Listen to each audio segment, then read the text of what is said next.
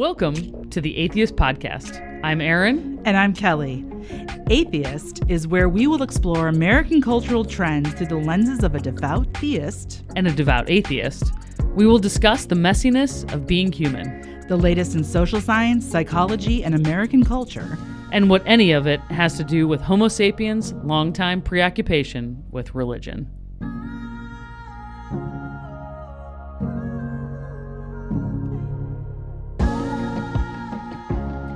Hey, Erin.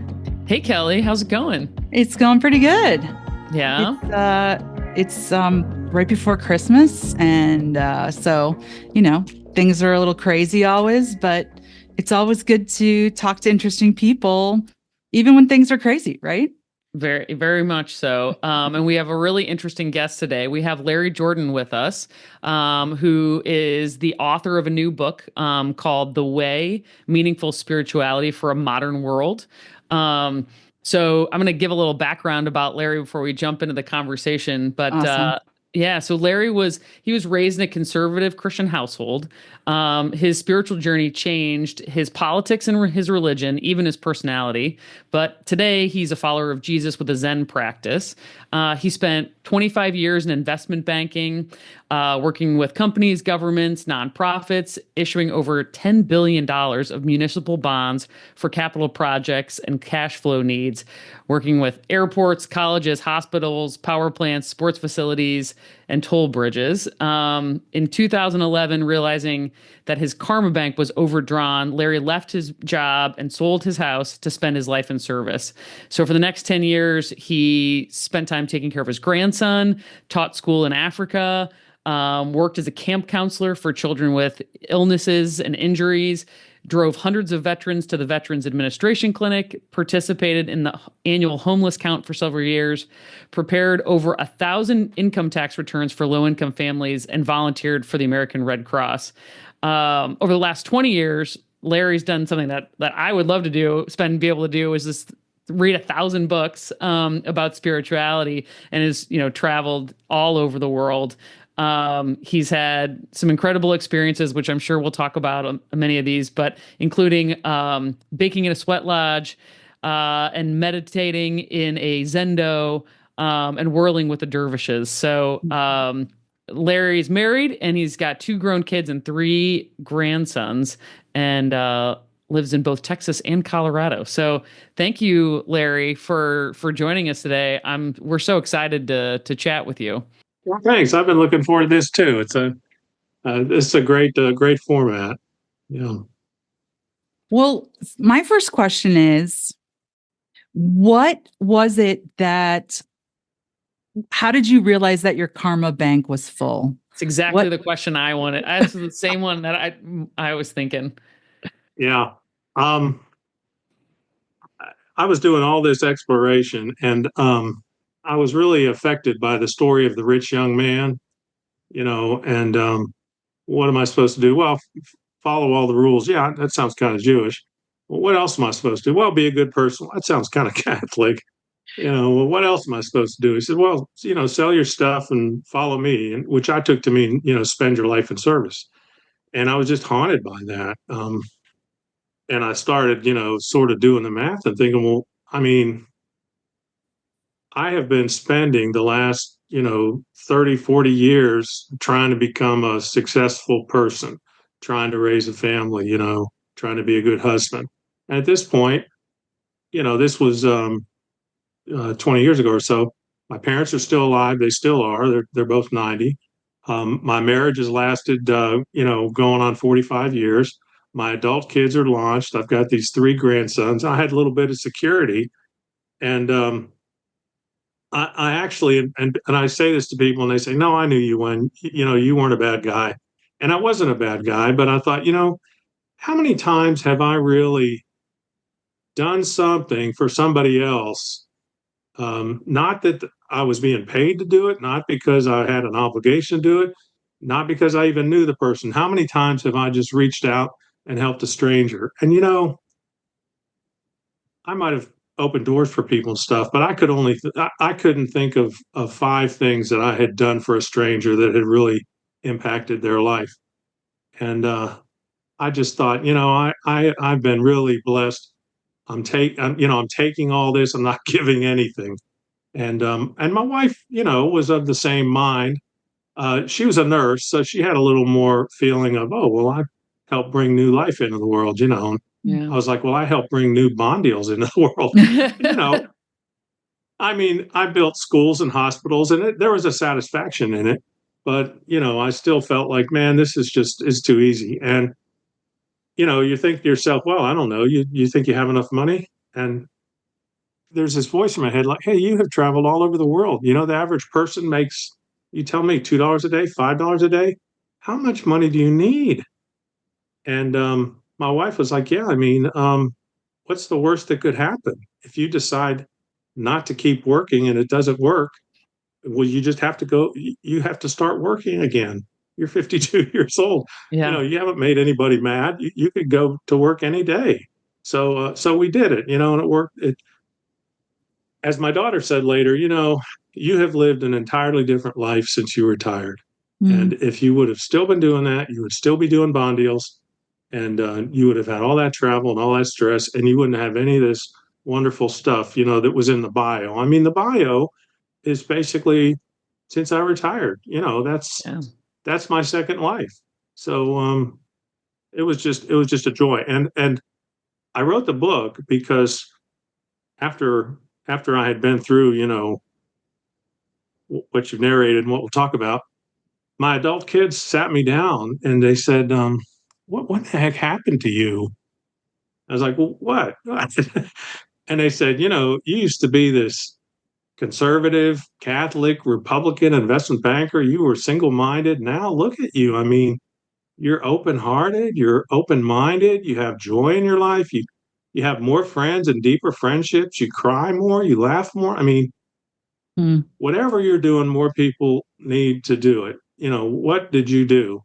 And this was a throwaway comment. I said, I can't, I mean, I whirled with the dervishes, I chanted to Shiva, I read 1,000 books. I couldn't tell you in a sentence I'd have to write a book. They said, well, you should write that book. And I really resisted. I thought I don't have any credential. I'm just a guy. I've read all these books. I haven't taken a single note. I mean, where am I supposed to start? What would I even talk? How would I even describe this journey that was like all over the place? But I'm really glad I did it. And it became kind of a mission for me, that there's not too many people that have the flexibility I had to say, hey, I'm going to read 1,000 books. I'm going to go chant to Shiva and whirl with the dervishes. And so, the point of the exercise was to tell my children and my grandchildren and anybody else that's interested, this is what you'll find if you do what I did. And it's really not the worst thing that I could have done was to say, I don't believe any of that other stuff anymore. This is what I believe, and construct this, framework for how people are supposed to think. This is really reporting. It's just if you do the homework, this is kind of what you learn. And it's pretty wide ranging. The book is pretty wide ranging. And people say it's kind of like reading, a study guide to a spirituality 401 course or something. It's really it's it's like a dissertation. I said, I mean, it's you've approached deconstruction in such like a meticulous and intellectual and experiential way. yeah. It's really amazing. There's a lot of anger in the deconstruction community, and I had a little bit of anger myself, because when you get through it, you realize, well, it's not really localized. There wasn't anybody trying to hurt you. But you do come through this process of thinking, well, my gosh, a whole bunch of things that people told me were fact, true, objective. They're really opinions. And they may be right, they may be wrong, but they're really opinions. And I always say all religion is cultural and all theology is speculation. So, I don't really have it for having a bunch of theological fights with people, because there's a bunch of things. A podcaster asked me, well, do your beliefs ever bump into each other? I said, no, because I don't have that many beliefs, At the end of the day, one of the exercises in the book is write down everything you know about God. And somebody starts to write and say, well, yeah, but not if you heard it, because if it's just something you've heard, then we have to talk about where you heard it, and not if you read it, because if it's something you read, then we have to talk about where you read it. So just tell me what you know about God, the same way you know anything else about anybody else or anything else. And if somebody doesn't have a blank piece of paper after an hour, they're lying. There's just nobody knows anything about God, and that's kind of a that was kind of a revelation to me. And it's revelation. It's the first revelation in the book. When people reading it, they're like, "Yeah, I never thought of it, but what do I know?" Mhm. Yeah, I love the when you put in here towards the beginning and you write kind of these things that we kind of take for granted as part, like the Trinity, original sin, substitutionary atonement, justification by faith, papal infallibility, and you kind of write exactly when these things happen in relation to like Jesus' life. Trinity does, is Tertullian 300 years, original sin, Augustine 400 years. I mean, those, a lot of people just don't know that and just Yes, think and it's, yeah, and I don't want anybody to be put off by the book. It is intellectual and experiential, but it was written for people that have a casual interest. It's not written for scholars. no, no, no. And Um, when I say dissertation, I don't mean it's like, yeah, it is very readable, but it's very well written. I mean, I just well, thank you. really, yeah, I mean, you're a great writer.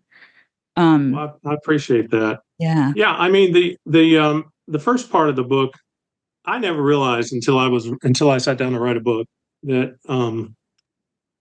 you just assume, well, somebody has a book in them, and the book they wrote is the book that they had in them. And all of us have a million books in us. Hmm. Where are you going to start and where are you going to end, and Yeah. what is your tone going to be?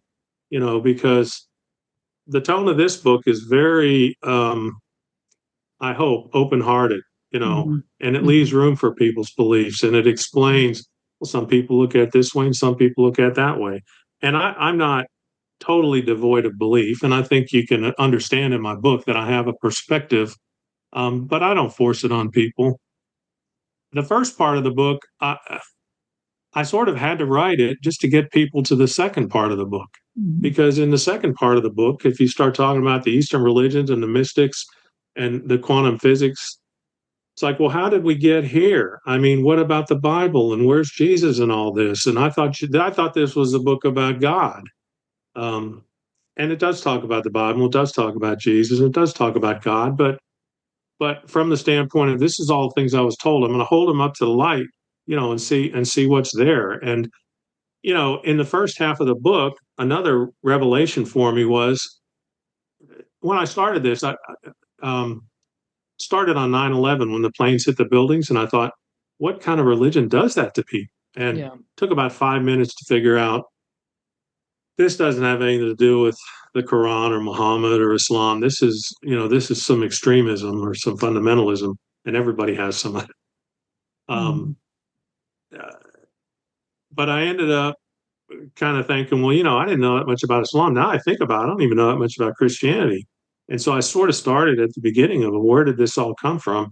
And so I'm able to layer it on and say, well, this happened, and then this happened, and then this happened. And maybe one of the examples that, once you see it, you really can't unsee it. The first gospel is the Gospel of Mark. There's no birth narrative, there's no post resurrection appearance. And they say to Jesus, are you the Messiah? Which is not a term of divinity. It's a very honorific term, but it's not a divine term. Are you the Messiah? He says, don't tell anybody. It's called the messianic secret. Why would he say that? Well, you get to the book of John. Um, well, first of all, you get to Matthew and Luke, and there are different accounts, and it's based on their editorial perspective. One's a Jew and one's a Gentile. And so they write with different emphasis. They have different birth narratives. They have different post resurrection experiences. And you get to John, and it's like, I'm the way, the truth, and the life. The only way is through me. Doesn't talk about him being born, talks about him. It alludes to him possibly being present at creation.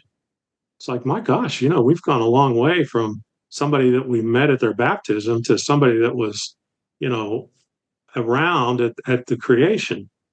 Um, And so I just thought, I really had never read it like that. I had heard snippets of different gospels. I'd stitched them together. I realized that there were some conflicts, but I didn't realize how much the whole trajectory had changed. And a guy that was really significant to me was James. Um, if somebody is if you want to open somebody's eyes, say who was the leader of the Jesus movement after Jesus died? And my Catholic friends all say, well, that was Peter. He was the first pope. Um, Peter was. There's no evidence that Peter ever lived in Rome, or that he was ever the bishop of Rome. Tradition says that he might have died in Rome, but tradition doesn't know when or where he died. Um, my Protestant friends kind of wince and say, well, there's really no leader. That's a Catholic thing. I said, no, there was a leader. Well, I don't know. I guess it was Paul. He wrote half of our book. And I said, well, no, this is before there was a church and before there was a book and before things like the Trinity and original sin even came about. The leader of the Jerusalem church was James, the brother of Jesus. And James was the leader of the Jerusalem church for 30 years. So, Jesus had a 3-year ministry. James was the leader of the church for 30 years. He's a guy that had some impact, obviously. Now, there is a book of James in the Bible, in the New Testament. And these books, you don't really know if it was written by, James or Timothy or whoever, or whether it was written by somebody in their voice. But the voice of James is the voice that says, um, faith without works is dead, and it really didn't highlight things like the virgin birth, which you would think Jesus' brother would if he were writing a book. It didn't highlight the resurrection. It highlighted the Sermon on the Mount, this type of thing. And 1,500 years later, when Luther came along, he said that's an epistle of straw. It didn't reflect his theology, so he wanted to take it out of the book. It stayed in, and I'm glad it did. And it seems to me to be a very authentic voice and sort of a deliberate counterpoint to some of the things that Paul was saying. But to me, that guy just kind of evaporated. How does that happen? When he died, he was killed by the Romans. There was a period where somebody stepped in an interim basis, and he decided, let's get rid of this James guy, and it created an uprising, and the Romans ended up firing that guy. If you look up when did James die, everybody knows. I mean, he was a historic figure, and he's talked about much more than Peter or Paul. But what happened? James died. Within a few years, Peter and Paul died. Within a few years, Jerusalem was sacked. And as the Christian movement became a Gentile movement, the Jews and the Christians went their separate ways. And the people like James, that was a Jew, Jews are strict monotheists. And to talk about the Trinity, I'm sure if there was any hint of it at James' time, he wouldn't have accepted it. So to me, it's really just ironic that people say, well, let's go back to the original Christianity. I said, let's do that. No book, no church, none of these theories about who God is or what he is or why Jesus was sent. Just go back to the Sermon on the Mount. Let's all do that. And nobody could do that. Nobody. That would not be recognizable. There's a history generally accepts that the Apostle Thomas went to India, and so when the British got there, in the 1800s, they found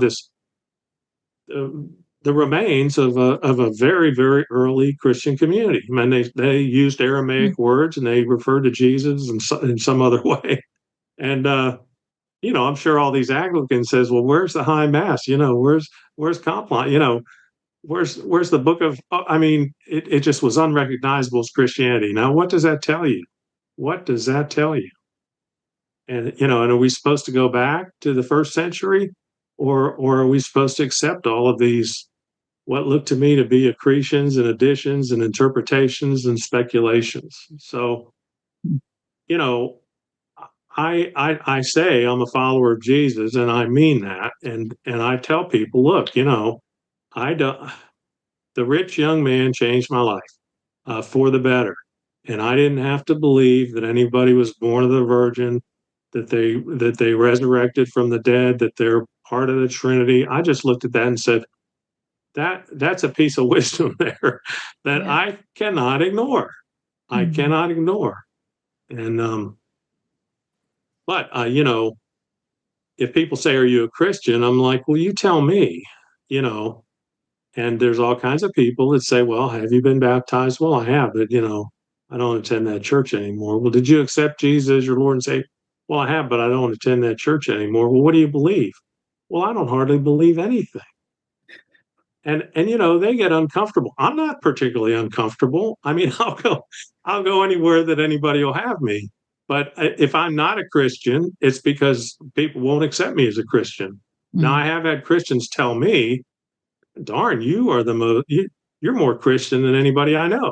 Yeah. And they mean that as a compliment, and I take it as such, but it's kind of a backhanded compliment. They're trying to tell me I'm a good person. And they could have just said you're a good person, Yeah. because there's 8 billion people in the world, and 2 billion of them are Christian, and 7 billion plus are good people. So, it's I've been selected out, and I say in the book how I basically was turned away. In the Catholic Church, my wife was Protestant. She never converted, but she attended church for 40 years. And they said, "Sorry, you can't have communion here." Yeah. So she's done and I'm done. Why would I stay at a church that doesn't accept my wife for communion? Yeah. Mhm. So I go to a Protestant church and did that for a few years. But, the Sunday after Trump was elected the first time, somebody in the chapel says, "Well, it's so good that we finally have a president of the people, somebody who's going to do the right thing for all of us. The Bible's back in charge."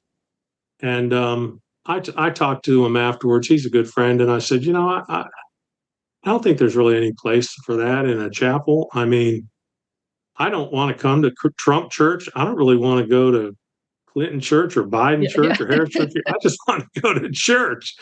And then he got it, but he was sort of smarting about it. So we went into a Bible study, and the pastor, who's a good friend of mine, asked this innocent question, and I offered an innocent answer. And this guy jumps in and says, "Well, I have an answer too. It's different than Larry Jordan's answer, but he's not even a Christian." And there's 20 people in the room just kind of gasped. Yeah. And I didn't say anything until we left. And I said, "Hey, honestly, I don't know if I'm a Christian or not, but I know that you don't know if I'm a Christian or not. And I Yeah. also know that wasn't the subject of the meeting this morning. That there's not 20 people that get together to talk about whether Larry Jordan's a Christian." Mm. Yeah. And I said, I just think that there's enough, there's enough discomfort here for me that I'm not angry or anything, but I'm not coming back. And he said, "Well, you can't leave now. I understand you have to leave. I think that's a good decision. Just don't do it now because people will think that I did it." And I was like, I, I'm really not concerned about what people think. Um, Yeah. There's an article in the New York Times today by David French, titled "Why Are Christians So Cruel?" yeah, somebody said there's no hate like Christian love. Yeah. Yeah, right. Exactly. Yeah. I mean, unbelievable. But I will say this just to kind of close the Yeah. loop. Yeah. I go to Crestone, Colorado. I talk about it in the book. They have a bunch of spiritual centers there.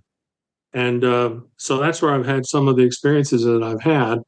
And in a given week, I've actually attended Catholic Mass. Now, there's not too many places I will attend Catholic Mass because I've been, tossed out the door.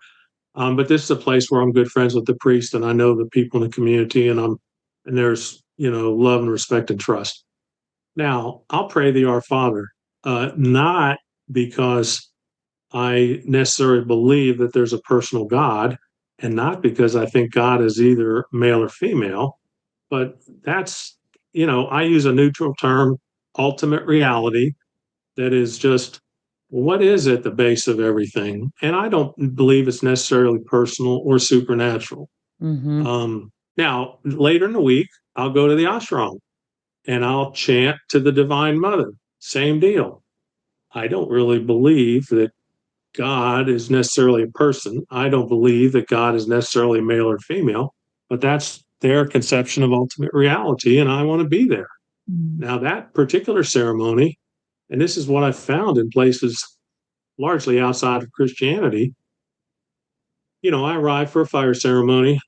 It's in this, it's at 8,000 feet in this mountain valley, clear, crisp weather, and the sun's shining, the wind's blowing. There's a fire. Sometimes we go to a fire ceremony and there's snow, so you have this sensory overload of everything around you and the fire and the snow. There's chanting, and it's largely gratitude for the fire and the snow. Yeah. You go inside and there's singing and dancing, and I'm not a dancer, so I'm sitting on the floor and there's these women whirling around, and I can feel the wind from their saris, and I'm just thinking, I'm just immersed in this. This is a total sensory experience, and if anybody wants to say, "Hey, I'm here because I have awe and gratitude and reverence," I'm in the right place. But most people I know would say, "Well, you're not in the." If you were at a Hindu ashram, you were not in the right place. But I was. Now, there's no place where I'll recite a creed, because I don't think that's what it's about. Um, and there is no Jewish creed, there is no Islamic creed, there is no Hindu creed. It's kind of a Christian thing. And to Mhm. me, the whole emphasis on belief takes away from where I think the emphasis is supposed to be on practice. How Yeah. you live rather than what you believe. You go to a church website, and there's always a section what we believe. And I wrote one time, I said, I wish I'd go to a church website and say how we live or who we love. And I did Mhm. have some people come back and say, my church does that. I'm like, Mhm. well, that's great. That's great. But more people should do that. Um, so, so, um, so I have a pretty eclectic spirituality, but the other thing I'll say for that, I find community a lot of places that I never did before. Yeah. Um, and I think of religion like a language. And I'm fluent in a few languages, and I'm kind of conversing in a few more. So there's a lot of places that I'm comfortable, and I understand the language, and I understand what's happening, and I participate, to the extent that I can. um, and just to give you an example, I mean, I will still attend services at Shinto centers. I have a Zen practice in Buddhism. I will speak at the Universalists. I attend book clubs at Unity. It's a new thought Mm. movement. If a friend of mine knows I'm interested, says, "Hey, you want to go to Bible study at the Methodist Church?" I've done that. I enjoy that. I read the Bible as um, not as history, but as poetry, and it's a good read. And there's some wisdom there. Um, and I'm really part of my message to people is, wherever you are. I mean, it's important to have community. And there's a lot of people I say, well, where do you find community? I told you I left church. I don't have a community. Well, there's a lot of places to find community. There's a Yeah. lot of churches that offer more community than what you're used to. And same thing about spiritual practice. I like I say, I attend all these ceremonies. I have friends in these communities. We eat together and everything. I read a lot of books. I have an active meditation practice. In Zen, we study what's called koans. So I have spiritual practice outside of church. But most people, I say, "What's your spiritual practice?" Well, I told you I left church. I don't have a spiritual practice, and that's unfortunate. And the footnote to that is, you know what? When I was in church, I didn't have spiritual practice either. Mhm. I went Yeah. to church once a week, and that was my practice. Yeah. And it's just not enough for me now, and I'm a very spiritual person, but I'm not a religious person. And I talked about the communities. I belong to atheist communities, and we have free thought societies in Dallas, and I mean they're at the AIDS shelter and they're doing cleanup at the lake, and they're more engaged, than a lot of churches are. So Yeah, I like the way that you are putting this like, hold loosely to this idea of like beliefs, but like, strongly to this idea of practice, right? Like in how you're living your life. When did you feel like that struck you? Like when did that solidify for you? Like that's the path. it was such a slow boil that um, things just fell away a little bit at a time. And for a long time, I really wanted to consider myself a Christian. And I thought, well, maybe I'm a progressive Christian or maybe I'm a Christian, but not in a way that everyone else in this building is. And I sort of started realizing, you don't have to be a Christian. Why are you trying to hold on to an identity that really does not suit you? Yeah. Um, and I'm not anti-Christian. And people read the book and say, I'm a better Christian since I read your book. And I say, well, I am so glad to hear that. Other people read the book and say, well, this has been a lonely journey for me. And I just smelled that something wasn't right. And your book kind of put things in perspective for me. And that it is such a lonely, angry journey that I'm glad that can happen for people too. Yeah. Um, I'm curious, like, so, you talked about that it's, this journey that you've been on has really made you more open-hearted, and it's like helped almost improve, your friendships and your relationships. And I'm curious, like, whether it's friendships or relationships with your kids or your wife, like, how has all that transformed for you through this process? it's just gotten better on all fronts. I mean, I'll start with my wife. She's grown with me, and that's fortunate because sometimes, one spouse kind of, you know, Yeah. they get the joke and somebody else doesn't, whatever the joke is. And didn't have that. She's very intuitive, and things come easily for her that I'm very plodding. They came very slow for me. I had a once you can imagine, you read all these books, every once in a while you read something that just kind of expands you, and it was about the mystics. And I said, oh my gosh, you're not going to believe this. There's a really common experience, and some people say 30% of the people in the world have had something like this happen, where um, you can be in prayer or meditation, you can be at a waterfall, you can be taken away by a piece of music or a piece of art, you can have a stroke or a seizure, or you can be taking a hallucinogenic drug. And the way I think of it is your filters drop, and Mhm. you're exposed to something that's always there, but you usually don't see. And I liken it to right and left brain, where your right brain is very creative, unitive, your left brain's very analytical, everything's separated. It's sorted into columns. And so people that have this experience, it's basically a left brain experience where, oh my gosh, all of a sudden everything looks different. I can see things at a granular level. Um, I can look at my hand. I don't know where my hand ends and everything else begins. There's a sense of benevolence. I'm connected to someone or something, but it's not anything outside me. It's like all around me and inside me. And somehow I feel like I have all the answers to all the questions in the universe, but I'm not going to remember them 10 minutes from now. And uh, it's a beautiful experience. And if you read about the Buddha's enlightenment, it sounds a whole lot like a mystical experience. Yeah. There's a neuroscientist, Dr. Jill Bolte Taylor, who had a stroke. She narrated her stroke. She had a YouTube video. It's only 20 minutes long. It's worth a watch. It's called The Stroke of Insight. She narrates what happens, and she basically said she had a transcendent experience. Now, she did not say it was spiritual. She did not say it was religious. She didn't say it had anything to do with God. She just said, I saw the world in a different way. Once I've seen it, I can't unsee it. It changed my life. And I'm explaining all this to my wife, just about like I did to you. And she has a tear rolling down her cheek, and she said, that happened to me. And she said, happened 20 years ago. I never told anybody, never told you. She said, I didn't think it was a religious experience because, I didn't go to heaven. I didn't meet three people. The popes and the saints weren't, and grandma wasn't there. Right, It just, church did not lead me to expect anything like that.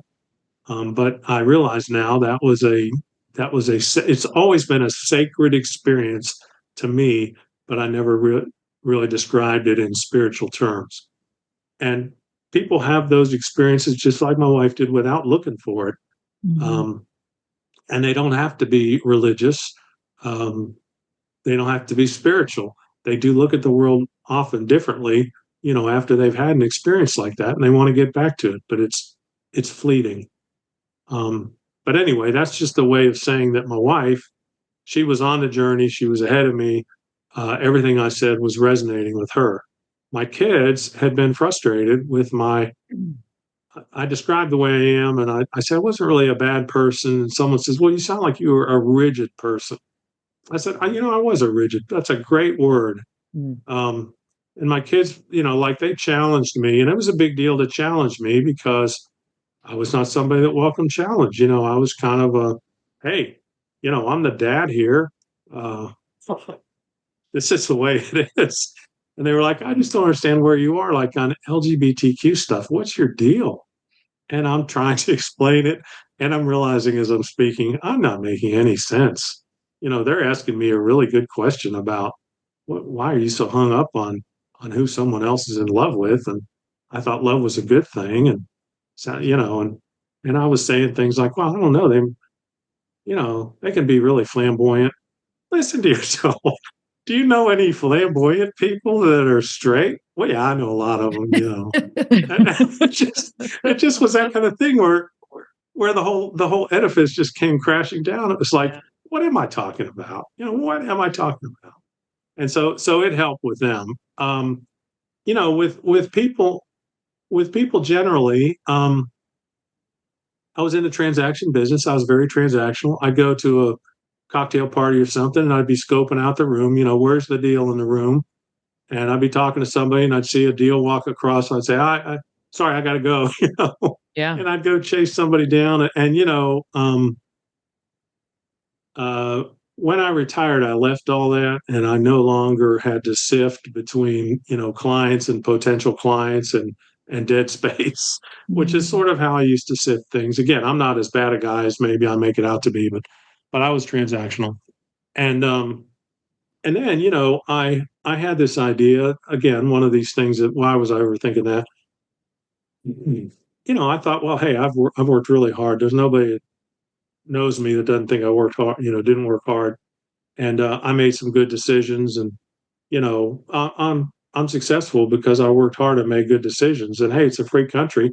Anybody can get a job. Anybody can work hard. Anybody can make good decisions.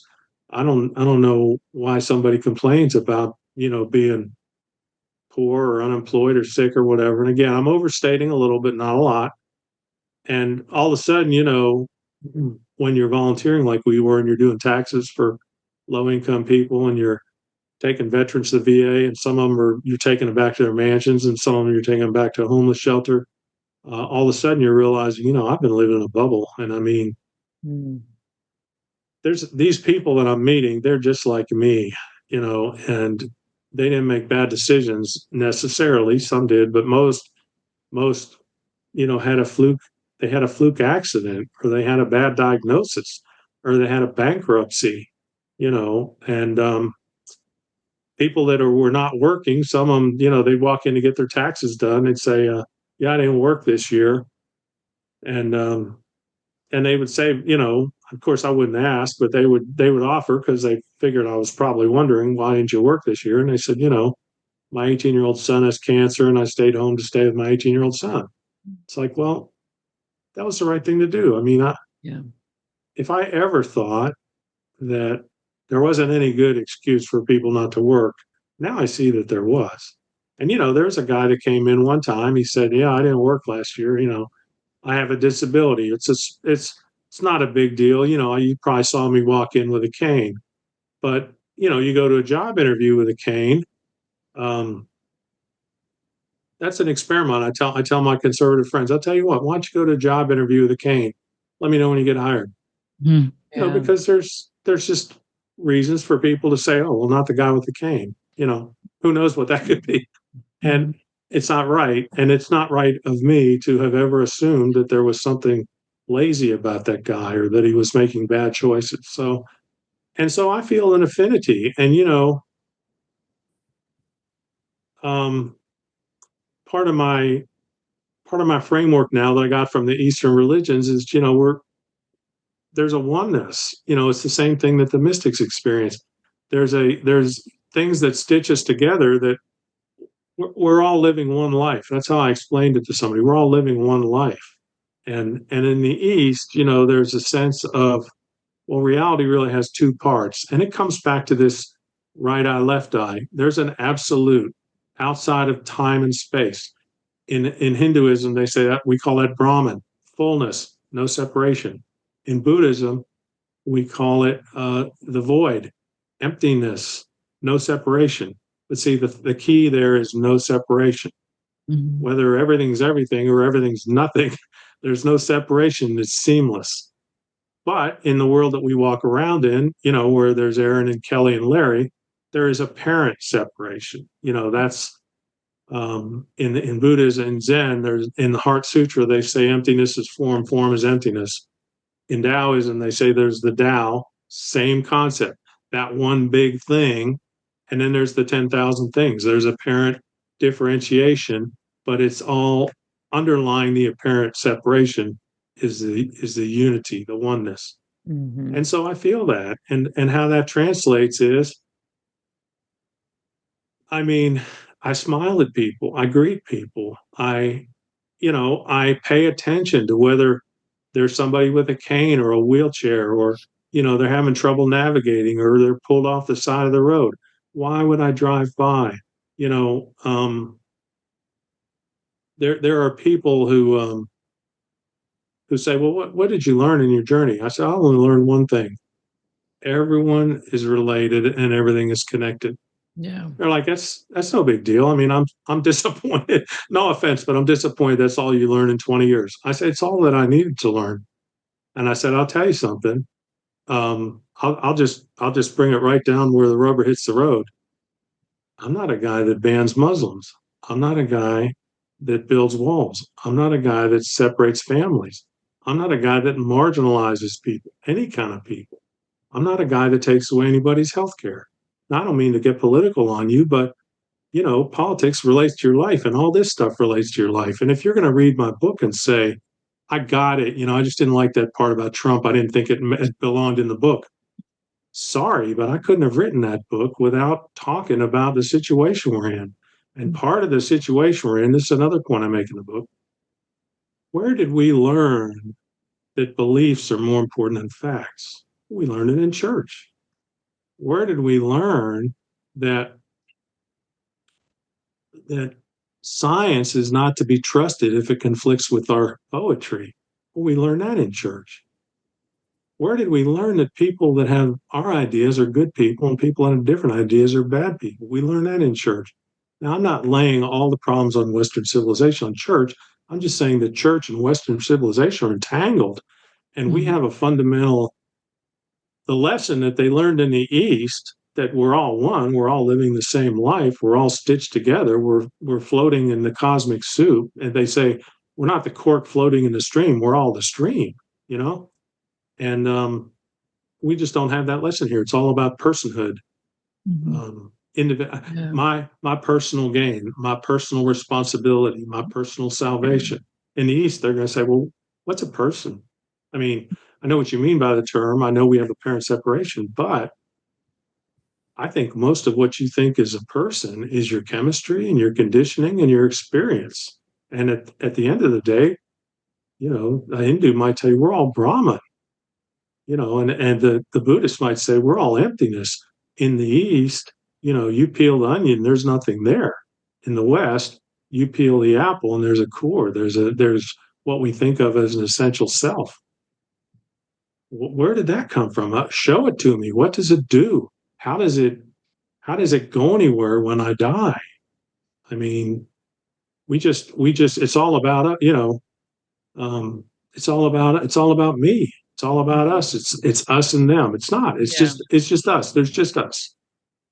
Yeah. And yet when you go to the mystics, like you reference Meister Eckhart and the Mhm. cloud of unknowing, and like the desert mothers and fathers, like they would ascribe to all of those Eastern ideas. Yes. Absolutely right. Absolutely right. Yeah. Have you read the book Falling Upward by Richard Rohr? No, I know about them. Is that the one about the second part of life? Yeah. You are the quintessential falling upward, like you're the poster child for falling upward, I think. Yeah, I know what you're talking about. My wife read the book. My Yeah. wife read the book. Yeah. Yeah. Yeah. Yeah. Yeah, it's Plotinus or somebody said, the first half of your life is struggle, and the second half of your life is figuring things out or something like that. I'm just glad I lived as long as I did. I mean, you think of Martin Luther King or Jesus or these people that lived to their 30s. I was a mess when I was 30. If I would have died at 30, I would have just a very incomplete, Well, I'm just glad I lived this long. there's a point I think that we're all kind of faced with it in midlife. We think of these midlife crises as, whatever they are, portrayed in the media and stuff. But I think there is a point in time when we're faced with, are we going to double down on who we are? Or are we really going to grow into kind of an elder and, somebody who's really, who really wants to know, and in knowing realize we don't know. And Yeah. and I think that's our choice in that moment. And you clearly, chose that path. It's also like, I think about, the first half of your life, and I wonder how you think about this too. Like, and I kind of am trying to be self-reflective in this as well, but it's like, you're grinding, right? And you're working hard and you're trying to build a life for your family, to have a certain level of security that, like, then in the Yeah. second half of life that you're able to say, hey, we're kind of good, right? Like I could take this leap, right? And like for you to be able to take that leap, you had to have a certain level of financial security to do that. And it's like that it also gave you this contrast through which you see, got to see and shape the world. But then I think about somebody who it's like, okay, as a young person, if you come into this philosophy as a younger person and you don't have that nest egg and you're like, I mean, I get that people live with all kinds of different circumstances, but like, you know what I mean? There is something that's really, I don't know. I empathize with like this need to have developed a certain level of security and have that in place to be able to like launch off on these more creative, like spiritually driven pursuits, and I don't know. I wonder how you think about that. It's a great question, and I do think about that. Russell Brand was interviewed one time, and I'm not a huge fan, but I think he occasionally has a nugget of wisdom, and this is one of them. He said, poverty is really difficult to talk about because if you're a poor person, you talk about poverty, you just sound like you're embittered, and if you're a rich person, you just sound like you're entitled. And I'm really aware that not everybody had the means to do what I could do. Um, Part of the thread of the book is the stages of life in Hinduism. And Hinduism is very explicit about, hey, first you're just kind of learning stuff, you're developing, you're getting ready to go out in the world. Then you're becoming a master of your profession, and you're the leader of your family, and then you retire. You become what they call a forest dweller. And maybe you're giving back to community, maybe you're reflecting on your life. And then at the end, they say, well, you're a sannyasi, you're a person that just has a begging bowl and a robe. And particularly in the West, we don't often go there. Even in the East, they don't often go there. But just the idea that to everything there's a season, and there are stages of life, And I don't ever look back and say I was such a bad guy because I made that money or did those deals. And as you say, it was necessary in a way to do that. I think the thing I stress with people is balance. Like the work I did, I was on the road all the time. I was in all these different communities. I was meeting with mayors and school board members. My my work was my life, but I was working with people who were maybe fourth generation in their community. They were on the school board because they cared about their community. They had really rich lives. And so I'd say, that's the other way to do it is, you can mix in with all the drudge, the richness of, Mhm. having friends and giving back to your community. I didn't have the luxury because I was on the road literally, 4 nights a week. Um, One other thing too, the self is such an important concept. And in religion, there's a lot of people that come out of what they call high control religions, evangelical type religions, who say, I don't really want to talk about the self. The church destroyed my sense of self. They told me I was flawed. They told me because a woman, I couldn't do certain things. Because I was gay, I couldn't appear in certain places. Um, I am spending my time now that I'm not involved in religion, reestablishing my sense of self. Mm. Now, I think that's a terribly important thing to do. And, part of the reason I was able to adopt a Buddhist practice that de-emphasizes self is because I had a strong sense of self. Um, Maslow talked about the hierarchy of needs, and people generally understand that he was talking about, well, first you need food and water, and you need shelter, and you need relationships, and you need some self-reflection, self-actualization. The top of the pyramid, self-actualization. Well, he wrote a book that was published after he died called The Farther Reaches of Human Nature. And he said, well, no, that's not really the top of the pyramid. People who are self-actualized, another word for that is just, normally adjusted people. There's nothing, there's nothing particularly momentous about it. What's momentous is if you could say, now that I have a sense of self, I'm going to transcend it. I realize it's not about me, it's about us. I realize that I have to keep my karma bank in balance. I should be giving as much as I'm taking. Um, I have to live for others. And he talks about transcenders as being um, people that have um, joy and a sense of connection and a sense of meaning, you know. And I just have so much meaning in my life, and it's very pedestrian stuff. I had a good friend whose father-in-law died. She posted on Facebook the obituary, and the guy had been a veteran. He'd been a small business owner. He had children and grandchildren. But the obituary said um, he was uh, he played with babies and walked dogs and sang songs and grew flowers. And when he died, he had 10 boxes of possessions. And I just thought, now that is the best obituary I've ever read, you Mhm. know. And one message I do try to leave people with, somebody said, well, you made a bunch of money, I think, in the work you were doing. You were able to take what really wasn't for you a big chance.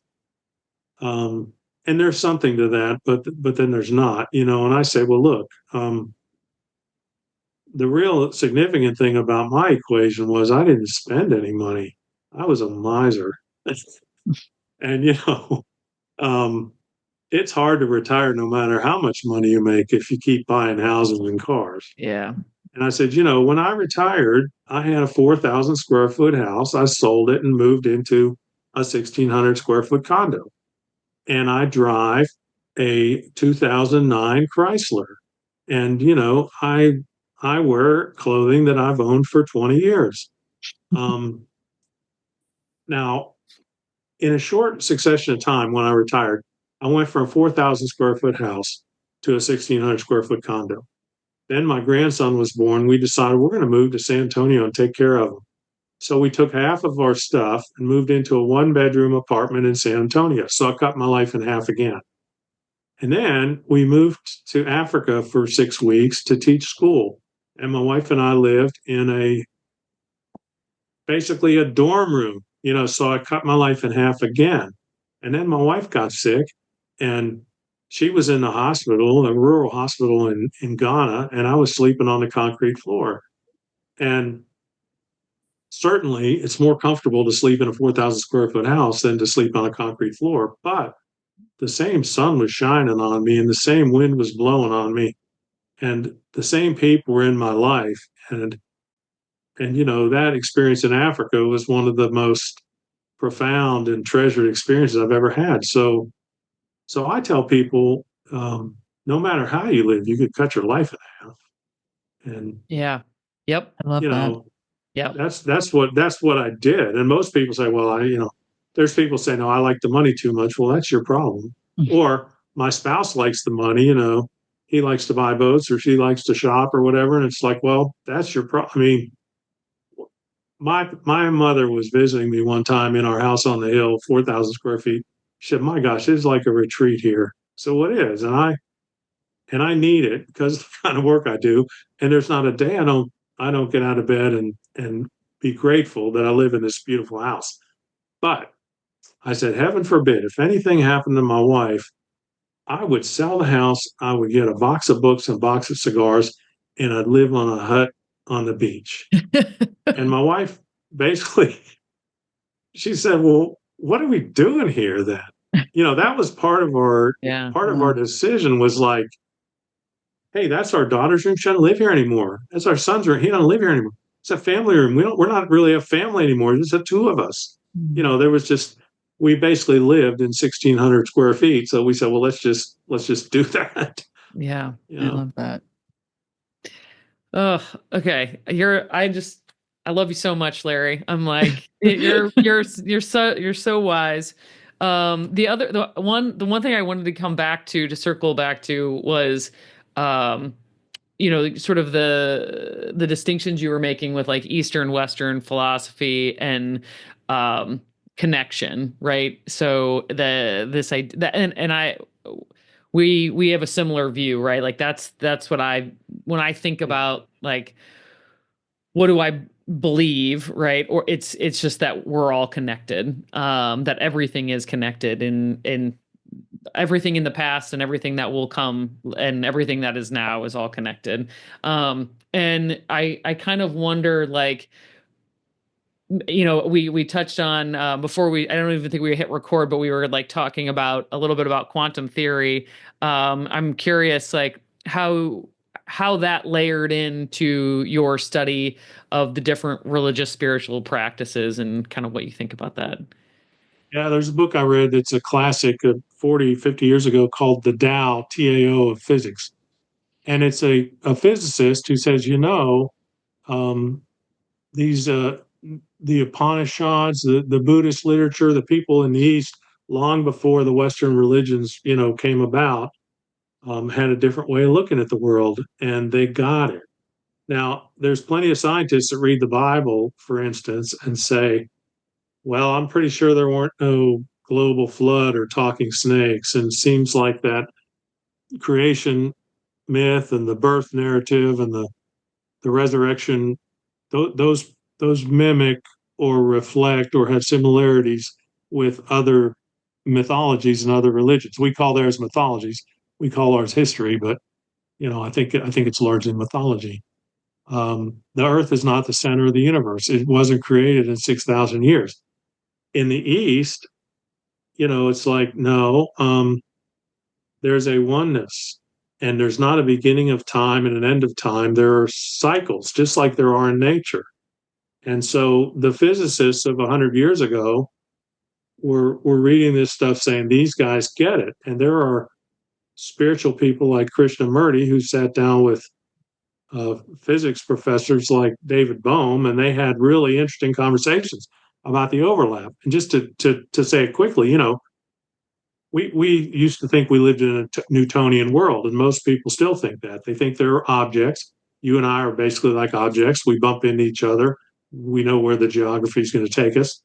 But in quantum physics, it's like, no, nothing's an object. We're fields, and energy and matter are two sides of the same thing. And space and time are really not constraints; they're concepts. And it's really one concept: space time. And this table is not as solid as we think it is. This air is not as empty as we think it is. We are not observers of things that are going on outside us. We're participants. And and we can influence outcomes. If we shine an electron microscope at an object, we can move it. There's paradox and ambiguity that if we shine a light and we say, is that a particle or a wave? Well, if you use a particle machine, it's a particle. If you use a wave machine, it's a wave. So all of a sudden, we just live in a different universe than we thought we did. And there's so many parallels between, like I say, the Eastern way of looking at things, the connection, the fields, the cyclical nature, the paradox, and the scientific way of doing things. So when people say to me connection, oh, I don't know, you sound like some kind of woke. No, I'm not. I'm a guy that has studied the physics more than you have. It just kept. When I told you it was kind of a slow roll for me, Yeah. just over and over again, the mystics and the Eastern religions and the physicists. And then I read back into the Bible, the kingdom of God is within you. And the Gospel of Thomas is very, the Gnostic literature. I challenge people. I say, we read Jesus like he was some kind of Greek philosopher. He wasn't. He grew up in the Middle East. He probably was. And there's people say, oh, he went to India. He lived in. I don't think so, but possibly. But I do think it's likely he encountered people from the East. He was influenced by those concepts, and he taught like someone who was straddling the fence, who was relating to both cultures in a way that we're just Western now. We just took him and ran with him. We turned him into a Greek philosopher. He said it was all about belief and not about practice. Yeah, American Christianity is much more about Plato than it is about Jesus. Exactly. And exactly. When I started reading Eastern philosophy and studying Buddhism, one of the things that was really surprising to me was I was like, oh, that's what Jesus meant. Oh, that's what Jesus meant. Yeah. And it was such a beautiful overlay to be able to just see so much more richness. And because we just don't realize how, I feel like we read through this, as American Christians, we just read through this lens of American culture, right? That, like you said, this idea of self and individuality. And yeah, I feel like we need that. Right. I think all Christians, if you haven't read, Eastern texts, you're not reading the Bible fully. Yeah, there's some gateways there. There's plenty of books of parallel sayings, and you can flip to a random page and read it, and say, well, who said that? Was it Jesus or Buddha or Lao Tzu? And you say, well, it was Jesus. No, it was Lao Tzu. Oh, really? And there's people like Thich Nhat Hanh, who he's written books like Jesus and Buddha as brothers and Living Buddha, Living Christ, and he relates to Western people, and he translates the Eastern concepts very well, and he draws parallels between the transformation that I think Jesus was talking about and the transformation that, for instance, Buddhism is talking about. Yeah. He related Jesus to Buddha and how their outlooks are so. We just think that Christianity is so singular, and Jesus was remarkable, and like I say, changed my life. But he largely was in a wisdom tradition with the perennial philosophy. It's kind of a theme in my book that if you study a bunch of traditions, you'll find the same stuff. There's a Buddhist parable of the prodigal son that predated the Christian parable, and to me, that doesn't. It's wisdom. It's universal. The fact that two people mention it makes it stronger, doesn't create doubt in my mind. And there's bells that go off all the time that I give you, for instance, I was having a cigar one time with a real good friend of mine who's a Christian minister, retired now. And I said, yeah, I have a Zen practice now, and I'm studying, but there's concepts that are really foreign to us in the West. They talk about void, for instance. That's such a unique word. He goes, what are you talking about? It's in Genesis. That's what creation was, before it manifested into form. I was like, oh yeah, yeah. It, it really enlivened, what I call the poetry or the mythology of, there's a universal message there. And I had another conversation with a friend of mine who's a rabbi, and he has Zen practice. I said, the separation, everything in Christianity is separation. And once you adopt the idea of oneness, a whole bunch of things are difficult to reconcile. The Trinity, for one, well, how does things get divided into threes, um, and I said, and look at Genesis. I mean, it's all about division. He goes, well, I don't think of it that way. He said, I think of it as the formless, emptiness manifesting in form, like in the Heart Sutra. I'm like, oh yeah, it's just another kind of bell that goes off. That's like, yeah, I mean, um, if you read with some fluency, if you understand, if you have your own tradition and you understand another tradition well enough, the bells will start ringing, and you'll say, there's really something here. And the more specific, I think that organized religion, it gives people a false sense of security that we have all the answers. And like I say, in the East, and even in Judaism and Islam to some extent, they don't think that they have all the answers. They think there's mystery. They think that people that worship in the same place are going to have different ideas about things because nobody knows. But there's really this false sense of security, and the thing that you learn is to unlearn. You realize that there aren't any answers, and the things that I took to be absolute answers or dictionary definitions are they're really very squishy. I have one last question if we have time for it, but in your book, Jim Palmer writes the foreword, the introduction, and he's a spiritual director. So I work as a spiritual director, and so I was curious if you, through this journey, if this was kind of a solo expedition, or I mean, which it obviously is, but did you utilize a spiritual director at any point during this time? Did you see? No, and I didn't really have good role models. I was raised Catholic, and most people that aren't Catholic anymore are Episcopalian or Methodist. They haven't strayed very far. And part of the reason for that is Catholicism. They don't have just 5 or 10 core beliefs. They have like an 800-page catechism with 10,000 core beliefs. So first of all, nobody read the book, and second of all, they're not going to agree with everything on every page. So Catholics have a little bit easier time in some ways escaping. You still have the toxicity of papal infallibility and the role of priests and everything. There's stuff to deal with, but and I really didn't know there was such a thing at the time as spiritual directors. I didn't know until I'd finished the book that there was such a guy as Jim Palmer.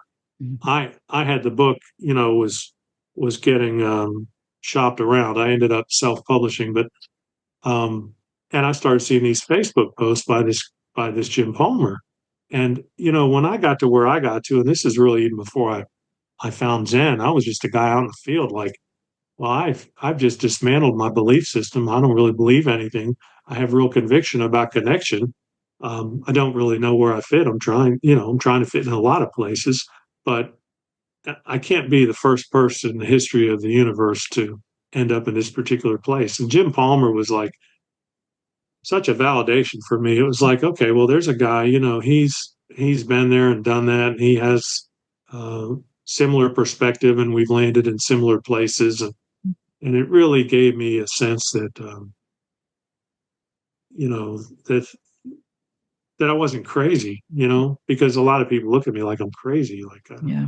I don't even know what you're talking about, and I get it. I get it. And it was a long journey. I didn't get there overnight myself. But since I've done it, I started appearing on podcasts, and I started showing up in Facebook groups, and I started going to different communities, and I realized how much religious trauma is out there, and I realized the need for spiritual direction, and and the fact that it does help to have somebody to help navigate. And I don't know any spiritual directors that say, "Well, this is what you're really supposed to believe." It's Yeah. really helping people through their own self discovery, and there's really need for it. And then I'm pretty careful about saying this is not about making money. If I want to make money, I'd be doing bond deals again. I just felt missional about the book, and I felt like it was universal in a way that it's very personal and also very universal. And I didn't find anything like it until the last chapter was written. All the books I was reading, I was sort of hoping I would find one that said what I wanted to say, so I didn't have to go through the mess of Yeah. writing. And but it became, I thought when I started, I have the ability to write a good book. But as I was writing it, I really thought this is a better book than I thought you were going to write. And I was afraid, my wife hates when I say this. I was afraid that I'd be in a car accident or something. The guy in the ambulance would say, "I'm sorry, you're not going to make it to the hospital." And I'd lean in and say, "I have to make it. I still have a book in me." And my wife said, "Well, that I've been through the whole journey. It's really our journey, not just your journey. I've been your editor, and I know the book almost as well as you do. There's going to be a point when I can finish the book if I have to." And so there was a day, and I'm sure she didn't say this, but she basically said, "You can go now. I can finish the book from here." That's It's hilarious. just it was so important to me and so personal, Mhm. and it's connected with people. People get in touch with me and say, and see, I've read 1,000 books. I never got in touch with an author. I do now because I know how important it is. Yeah, yeah. But people get in touch with me and say, "This book really touched me. It really helped me. I really appreciate it." And that just means so much because I'm thinking to myself, I'm not a pastor, I'm not a theologian. There's no reason in the world anybody wants to read, what an investment banker thinks about mysticism and quantum physics. I just thought this is kind of a leap, but I think it's important, and I don't see anybody else doing it. No, And right. it's just been so,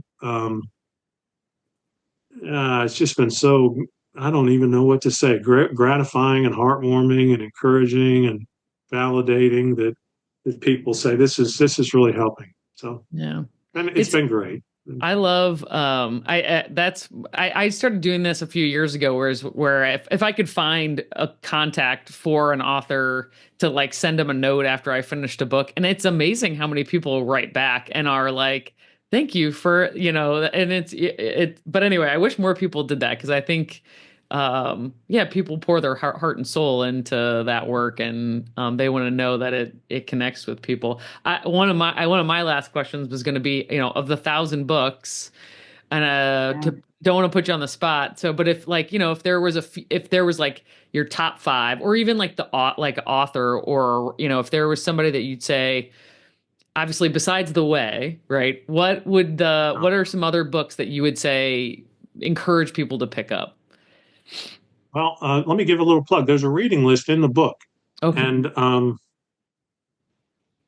the book has 20 suggestions, and it has annotations about all of them.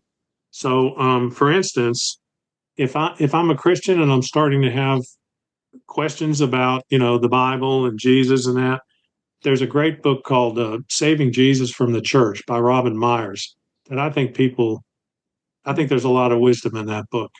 And that's as close as anything I can find to sort of something I was trying to do. Um, Anything by Thich Nhat Hanh, uh, it'll help introduce you to Eastern thought in a way that's acceptable to you. I read Joseph Campbell, who's um, he studied mythology, and it helps you to get oriented towards the things that we think in Christianity are like, oh wow, well Jesus thought that up. Well, no, I mean, these are common religious symbols. They're common ways that that religions think and talk about things. Um, I just love.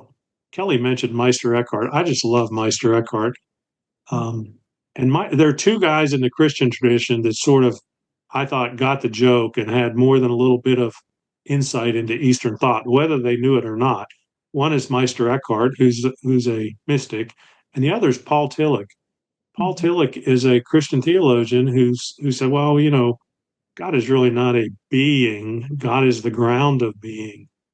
And as Paul said, it's in whom we live and breathe and have our being, or something like that. It's just thinking about God in terms that are not necessarily personal, was really helpful to me. And again, it was sort of, I appreciated that you could anchor that in Christian thought and you could get to that place. So I'm really a fan of his. That's a couple ideas for you. There's one other uh, food for the heart. There's a Buddhist guy named Ajahn Chah, and when I first started reading about Buddhism, it was kind of foreign to me. It was all about suffering. I didn't really get it. And then there was something in my life where I was experiencing some suffering, and I happened to be reading that book at the time, and boom, all of a sudden it made sense. And so I would say, this is weird advice, but if somebody is struggling with something or suffering, um, Buddhism, in my opinion, does a lot better job of dealing with suffering. Anytime I've suffered and somebody says, well, God has a plan, or it'll all work out, or, God's ways are not our ways, or Jesus is suffering with you, it just didn't help me. It did not help. But Buddhism helps. It's great advice. Well, Larry, I'm also, if you don't mind, I'm going to email you some authors that I think that you would dig, that you would really like. Because I think there's some people, I don't know, and maybe you've read them or you've heard of them, but I think people who have gotten to similar places that you have, that have written about it, that you might also find some yeah. I appreciate it. And I've learned from people who've gotten in touch with me, said, I love your book. You must know about this person. I said, no, I don't. So I love that. I love that. Yeah. Great. I mean, it's amazing. And it's amazing to me too. It's that you have found this by reading primary texts and not by reading other people's accounts of their, you know what I mean? And I find that fascinating too. When I expected, when I went to your suggested reading list, I was like, oh, I think I know who's going to be on his reading list. And I was like, oh my gosh, no. You don't have this person or this person or this person. And so it's really, I really enjoy the book a lot and your thinking. Thank you. I appreciate it. Thanks for reading it. Yeah. It means a lot. Yeah, if you're ever in St. Louis, let us know. We'll get lunch or something. I would love to do that. I'm actually in a Buddhist book club that's headquartered in St. Louis. Oh, really? Which one? Really? It's a meetup group. It's called Practical Buddhism, I want to say. Okay. They do a book once a month on Sunday mornings. Meetup. Yeah. They have a center there. I wonder if it's the Ethical Society, or there's actually I went to a sangha for a couple of years here, and it was a Thich Nhat Hanh sangha. Okay. And I bet it's connected, because I think there's one other Zen Buddhist center here, but if this is applied Buddhism, yeah. In North America, there's not so much conversation about karma and reincarnation. Mm-hmm. It's a lot more about the practical aspects of Buddhism. So this is very much in that frame. Yeah. Larry, this conversation has been so great. We are so grateful to have you on the show, and we'd love to have you back, because I think there's just more we can learn from you. Yeah, I'd be there. I'd love to do that. there's a section in the book about free will, which is one of the most interesting things. Every time I tell my sons I'm on the podcast, he said, "Did you talk about free will for an hour?" So normally I stay away from free will, but it's a really I interesting love talking about conversation. free will. So That is okay. that is Erin's. Yeah, Erin loves to talk about that. So let's have you back on and we'll talk about free will. Okay, that'd be great. Let's do it. Awesome.